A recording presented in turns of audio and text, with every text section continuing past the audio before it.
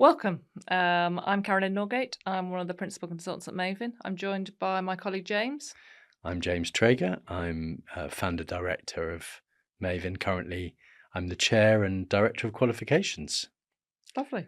So here we are again, doing another Mayvin podcast. Good to be sitting here with you, thinking about the notion that people post-COVID, during COVID, everyone who could work from home.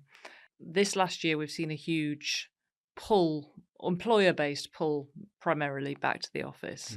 So we have a larger number of clients in the public sector, civil service particularly.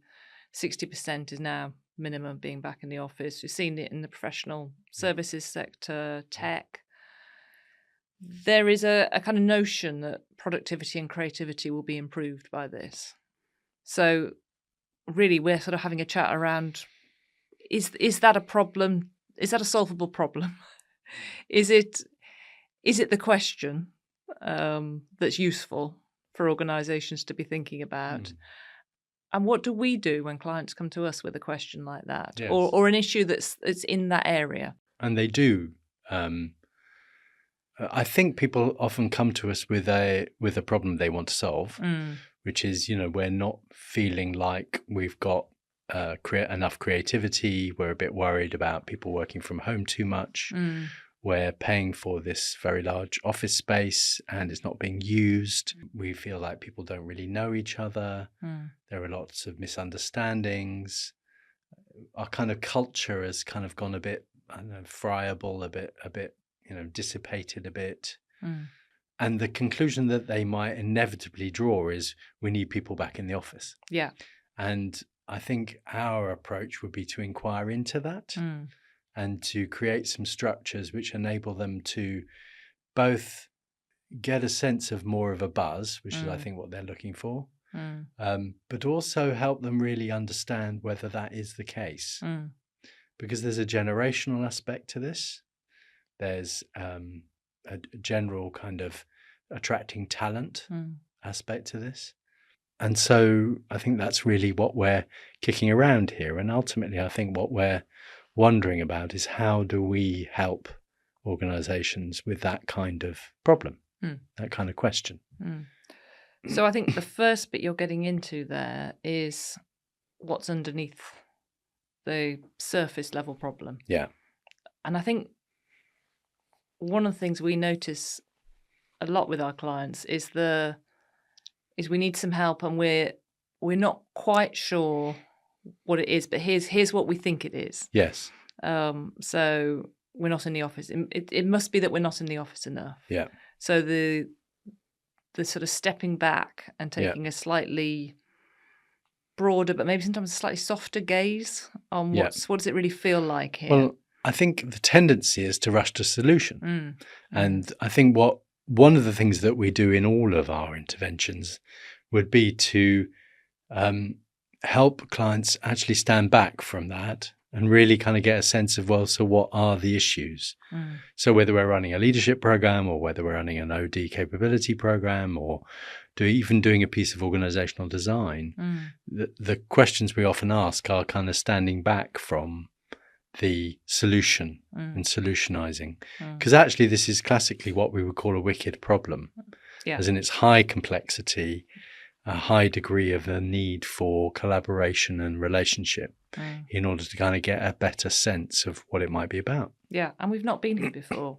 We were never in the place we were in during COVID, with as many people suddenly working from home at the pace that turn happened. Yeah. So what's the balance? Yeah. We had to go so far in one direction. It doesn't feel quite right. But what's right? And I think in your notion of the wicked problem, there's something about fit, and organisations trying to work out what's the fit right now. We often talk around that local, timely and specific. Yeah. So in this time, in your context, in 2024, what's going to feel like the right balance, given that you're probably slightly different workforce than you were in 2020. So people would have left. You talked about generations. There's newer people coming into the organisation at different points, but I know there's a lot of concern out there about how do people in first jobs, how do graduates, for example, really start to understand the organisation, get the kind of support and mentoring when they're at home. Sometimes all the time. So there's a lot to get under the surface of, but that notion of fit and helping an organisation figure out what's the right fit for now. And that's often the first stage of our work, isn't it? Is whether it's any type of program or a more formal piece of consulting or whatever, is to kind of get a sense of what is the fit and what's the culture that we're going into. Because sometimes a more formal structure is helpful for an organisation, because that gives them a sense of milestones. And sometimes it's actually that what we do is construct the path as we're walking it. So that would be with an organisation that's prepared to be a little bit more emergent and experimental. So it really would depend on the nature of the client's culture and what they're looking for. And whether they're looking to change the culture and do something that helps them change the culture while they're doing it. That's what we would often advise is if you're wanting to do a leadership program, how do you want to do a leadership program in a way that starts to sort of model that new culture? And I think I would talk also about Mayvin's own experience, because we were founded in 2010 and one of our principles is everything is an experiment. So we've never settled on the exact way of doing things because we're always evolving. But we started with 3 people and now we're, I think, approaching 20. And every time we grow, we inquire, ask the question, do we need an office? And every time so far that we've asked that question, we've said no.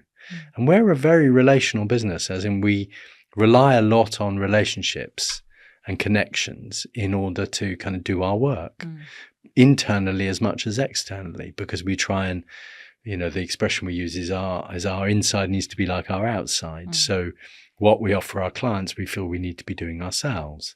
So we do have that experiment running of whether we all need to be back in the office or not. And at the moment, we've decided that we're not. So we have admin staff, marketing people, finance people.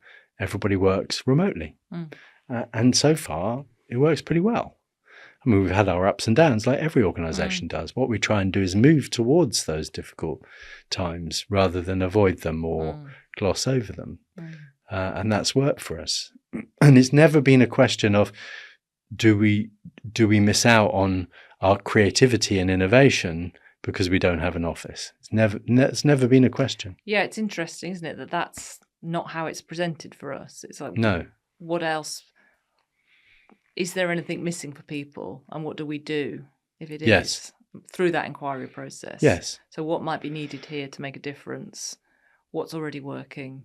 So often that appreciative stance, which is what we would do with clients. If they came to us with this question around, we think getting more people in the office would help, but how can we engage people? Or how do we shift the culture given we have reduced our office space?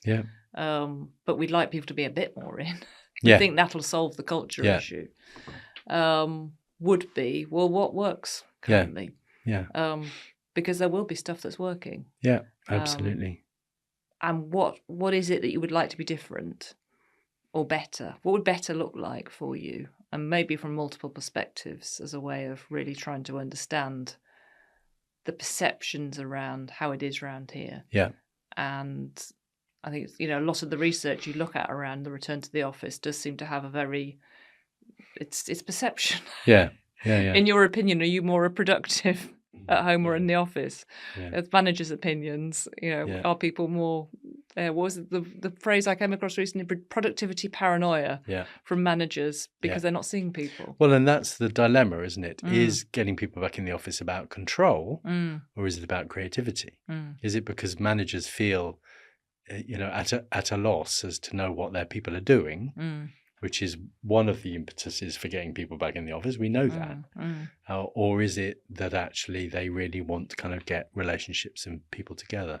So I think we would favour more of a pull than a push strategy. You know, how do you draw people back in? How do you give them reasons to come in if you think it's useful, or come together, rather than just because you want to know, you want to monitor, and there is a move to do that, isn't there? There is a move to kind of monitor, which I think is something that is not something we necessarily support or would want to support, because we don't think it would necessarily enhance creativity and relationship.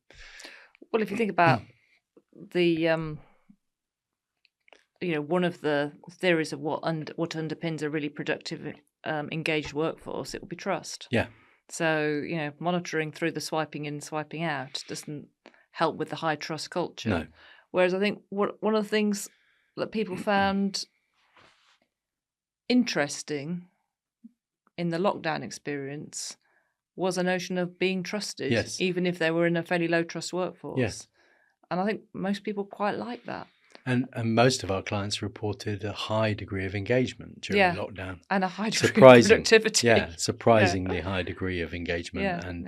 There's for most organisations, it was a kind of high point. And we ran a couple of seminars at the time. Do you remember? We did, yeah. For an American organisation that was looking into restorative practice in organisations. And there was a sense of energy and buzz around that work.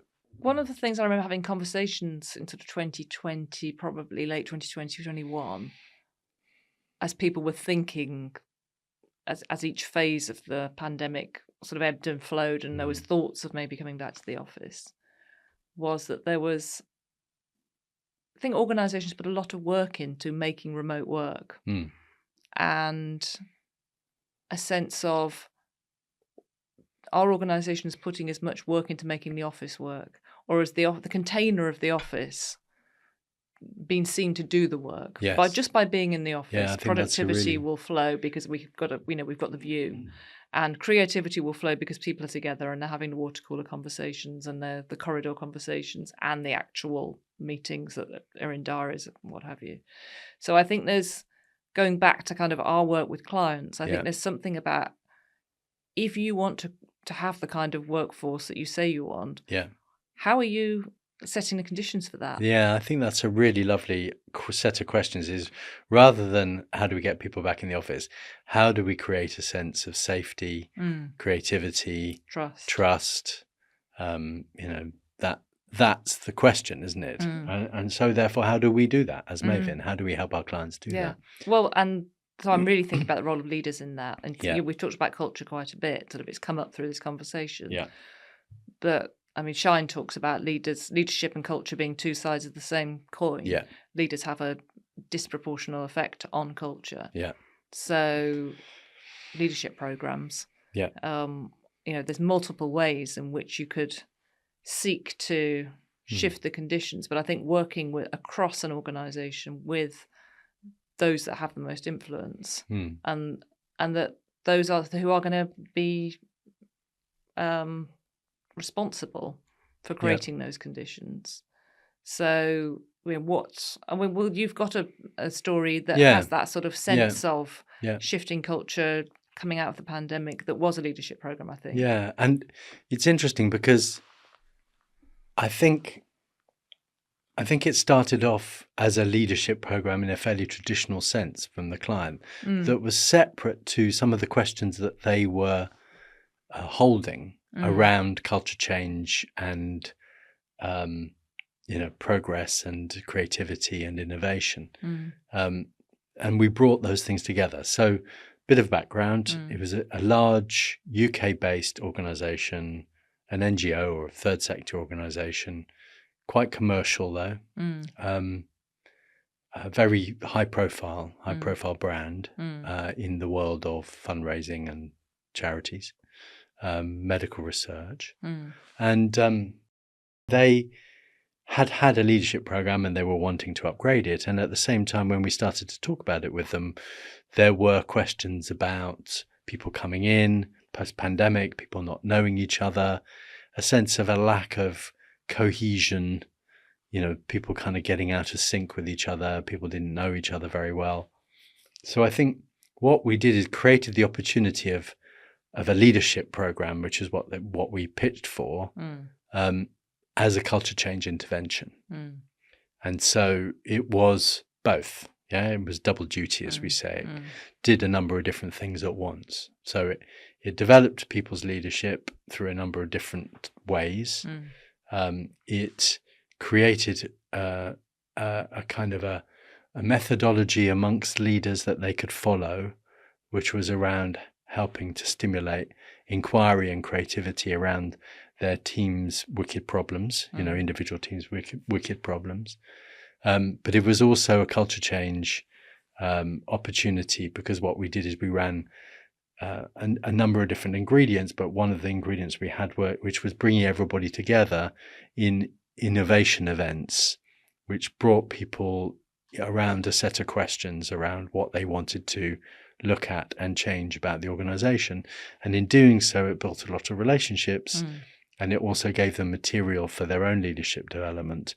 So it worked on 3 levels. It was a me level, an us level, as in my team, and then a kind of a bigger us, as in the organization as a whole. So it was quite complex, and it was, with agreement from the client, a bit emergent, as in we had a basic structure, but actually what we did is folded in the actual events that we were running to relevant bits of their calendar around their strategy cycle and their fundraising cycle and that kind of thing. So it was quite complex to organize, but we worked very closely with an internal team, regularly kind of became one team, really, the Mayvin team and the internal team, to make sure that it was well integrated. And we also worked with the top team, and we worked with the first 120 leaders of the organization. And there was a really interesting shift in the mood between the beginning and the end, because we did quite a bit of evaluation ongoing. We have this expression, which is always be evaluating. So we were always sort of going back and saying what's working and what do we need to adjust and change. And there was a very different language about leadership. We did a survey at the beginning of the program asking what leadership was, and it was things like control and oversight and, walking ahead of the team and that kind of thing, quite traditional attitudes towards leadership. And by the end of the program, it was much more about relationship and emotional intelligence and building trust. And so they, by the end of it, as a leadership community, they were much more in that vein of recognizing that rather than, right, I tell you that you need to be back in the office 3 days a week, it was, how do we create the conditions where people want to play together in order to be, do all the different things that we do that are very complex. So that, that I'm reminded of that old phrase around kind of organizations as socio-technical entities, but the kind of leadership, that first version of the leadership language was quite in the technical space, management as a technical function. Skill, whereas that second, that what came out of the evaluation was much more in the social, or what we tend to call relational space, around, as you say, setting the conditions. And at the core of it was the methodology that we have called practice-based leadership or practice-based learning, which invites everybody to have a question which is systemic. So it's a how can I question. So, how can I develop my leadership presence in the service of my team becoming larger as we grow our function, and in the wider context of this organization having a greater impact or outreach in this particular sector. So it's a systemic question, which has a personal dimension to it. And again, that was another shift I think we saw, was people recognizing that rather than leaders, it's about leadership, and leadership being a quality that is between people. Rather than something that I have and you don't. I am and you're not. And am I right in thinking that program started as being fully face-to-face? I did some of the learning sets on that. So one of the things I noticed, because the intention was fully face to face, and certainly there were some big events that were. It was about bringing people together initially, yes. But I remember with the learning sets that I ran, with life happening and caring responsibilities, broken limbs, various different things. At least half the learning sets I ran ended up being online. So the learning set being the small group, yes, because they actually called it something else, but it was a small group space to hold the inquiry question. Safe space to stay sharp, as we described it once. Yeah, and a space to really work with your inquiry question with peers from across the organisation. So there were great spaces for building that fabric of connection with people you might not day-to-day connect with. So they were deliberately mixed, cross organisation. We call it max mix, so designed to kind of mix up the whole functions so that they all got a bit of a sniff of each other across the organisation. Yeah. And what I thought was interesting, the way in which that happened, given that sort of soft kind of part of this has come out of us not being together in the office, and therefore we run this program face to face, was in running the learning sets, facilitating the learning sets, and about half being face to face, half being online, was about going back to that notion of creating the conditions in a learning set. You want high trust, space to be vulnerable, space to learn together. Was using that as a way of demonstrating that you can do it in both spaces. Yes. Again, it was back to your point that you made earlier, that it was about creating the conditions for innovation and creativity and relationship and effectiveness and productivity. And there are lots of different ways to do that, some of which is around getting people together, but sometimes it can be done virtually. It's not about that. It's about, that's not necessarily the answer to your question. If your question is how can we be more, the answer might not be location or the mode in which you're meeting. It might be a different answer. It can be an aspect of that. Because that's something as well we do in Mayvin, is we do deliberately bring people face to face as best as we can. There's always usually someone online that we do the hybrid. We have the tech to do that. And I think the tech, you have to be a little bit on the tech, don't you? You have to be a little bit good at putting good tech together in order to make sure that people who are not in the room don't feel excluded. And there are, there's good tech ways of doing that, good practice in tech. And it's a facilitative approach to that. Sort of making sure whoever's holding the meeting, if it's a meeting, a chair or a facilitator, is constantly bringing the room in. I was facilitating a program recently that's normally online. And this was a group who was saying, but if we could find spaces to do it in person, could we? There wasn't budget for rooms. And so we did one of the days we did it in their organisation's room. The next one, it just wasn't feasible for everyone to be face to face, even if a room could be found. But a couple of people said, we are going to be in a room. We're going to come from a room. We're going to meet and come from a room because we want to be together doing this. And so actually what we ended up doing was, it's a two facilitator program. So I was online with those that were online, and my colleague then was in the room with those who were in the room. So that's a good idea. It gave kind of a bit of, again, it was about creating conditions. It's like, so what's going to make this work and give a bit of equity? If there's two of us, let's be in the two spaces so that we can kind of pick up what the energy is in the different spaces. I think energy is, I think you would sort of, I got a sense of that in terms of that client story. That kind of, there needs to be a bit more energy in the organisation. I was in a face-to-face alumni event for Mayvin just this morning. And there was a great energy in the room. And I think a lot of it was because most of the people who are there spend most of their time virtual. And there was something about, a couple of people have said something about coming into town, it's buzzy and all the rest of it. But there was also just something about sitting at tables and doing some work together, in which, as you said, we come together deliberately in Mayvin. Right, we do. To keep catalysing. Absolutely. We the regularly. relationships, the energy. We regularly have kind of opportunities to do that, to build that energy and not rely on it. And, it's not a problem to be solved whether people feel like they have to come in for a meeting, or they have to, or they can stay at home. It's a delicate inquiry, isn't it?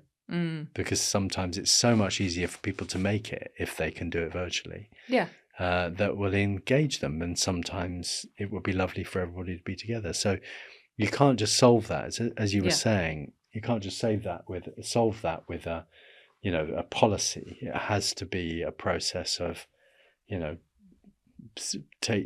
balancing things out, and local, timely, and specific. It's contextual. Yeah, and comes back to that kind of culture. What's the culture here? Yeah. What's okay to say? I really need to be online for this. Yeah. I know it's something we're always together for. Yeah. Is it just okay to say that to your colleague group and just say I'm not going to be in? Yeah. Or is it something you have to go to a leader with? Is that a place where that's let's experiment with it? Yeah. Or is it like that's an issue? How so I think for leaders starting to navigate this. This is part of the role now. Absolutely. It's absolutely part of their role. It's interesting because, again, we forget very quickly. What strikes me about remembering back to the beginning of that program I was describing with the client is that people were really fearful of coming together. People were scared. The virus had taught us to be wary of big groups of people coming together. And when we first ran that event, there was some wariness about it, and it was still around. COVID is still around, so people were wary. And then I just remember this explosion of energy when we got everybody together. It was like it blew everybody away. It was wonderful. So I think we forget how contextual things are, and how wary people were, and how that might happen again. Please God it doesn't, but it might. And so we constantly have to be recalibrating. And as you say, that's the need of good leadership. And that's what we would talk about in our leadership programs, is to figure out how you calibrate that. And so you need a bit of self-awareness in that as well, don't you? And think about your own peccadillos in order to be able to kind of manage that carefully for the people who you're responsible for. Yeah, and how open are you to the experiment? Yeah. What's your tolerance? Yeah. For that not knowing? What's the organisational tolerance for not knowing? And what's your team's tolerance? Yeah. We showed we had quite a high capacity. Yeah. For that but the container was very clear in lockdown. Yeah. There was something that all of that not knowing was within the very strong. It was. We were strongly contained. You are locked down. Yeah. And so you take that off. Yeah. And suddenly it's all very loose, and it's all in some ways up to you, which is Yeah. why things get policy-sized. Yes. Yeah. Guidance and policy, and it's completely understandable. Yeah. But it doesn't necessarily solve it, because, as we said, it's not a solvable problem. Yeah, absolutely. There's something about, and it was part of the work of that program, and the work of us as Mayvin as well, is about a leader's skill in ambiguity, in dealing with ambiguity, and being able to manage ambiguity. So that doesn't mean collapsing into it and everything becomes unclear, but it means knowing how to separate, the signal from the noise, as they say. So this is what we can let stay soft for the moment, and then this is what we need to be clear on. So people feel held by the clarity, but they also don't feel sort of bludgeoned into control of things that don't necessarily need to be controlled. So that dealing with ambiguity, I think, is a key skill of leaders. And again, that's where I think the leadership programs that we run, and indeed the other programs like the change capability programs, are about how do you manage that ambiguity wisely. Yeah. I think about wisdom being a key skill for leaders. Yeah, and manage your own, that can be anxiety provoking, not knowing. Yeah. And other people's anxiety, even if you get some mastery around your own anxiety or some self-awareness around it and realize the choices you have, you've still got others around you, above you, below you. It's, which is, why that story, that was an organizational wide program. So it was kind of everyone working on that same kind of Uber inquiry, and then their own individual inquiries together. So really helping people think through and work with what's going on for me, but also having some generosity and compassion for what's going on in the wider system, and that there's some really deeply worn grooves, and they won't change overnight. But in that kind of notion that organizations are groups of people who come together, and through their relationships patterns form. So through some choiceful ways in which you relate to others, some patterns might change. And it's interesting, isn't it? Because it changes the nature of learning and what learning needs to be. Because a leadership program suggests beginning, middle, and end. You start off, you don't know anything, you learn some stuff, and at the end you evaluate how much you've learned. And actually what we're describing here is a process where learning needs to be continuous, because the context is always changing. And I think the best leaders are ones who recognize that just because they've met a situation before that's similar, it doesn't mean they know necessarily that the way they handle that one is the way they need to handle this one. Again, that flexibility, that ambiguity, I think is, often lacking, particularly in larger organizations. And, that's, again, something I think that we help organizations manage, is that sense of how does learning can be continuous. I mean, we've been talking about lifelong learning for decades, but actually the actual understanding of learning still is pretty primitive in relation to that, I think.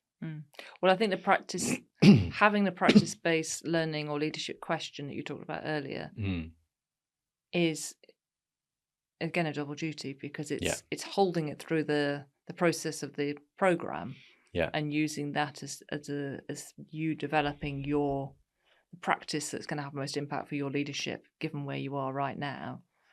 But you're also learning the skill of leadership inquiry, which is what then serves you to continue learning. That's the skill. Yeah. That is the skill of good leadership, is to be able to inquire. So it's a sort of, we almost Trojan horse it in. Yeah, particularly where people's understanding of what learning is still quite traditional. So they need something that they feel familiar with, comfortable. And therefore that kind of helps them in to deal with it, because they're often very overloaded, overloaded with immediate problems that they have to solve. If you're concerned that your organisation doesn't feel creative enough, the energy isn't there, you've concerns about productivity, don't jump to it must be the office home-based. There might be something in that. And you may have got stuck in some particular grooves.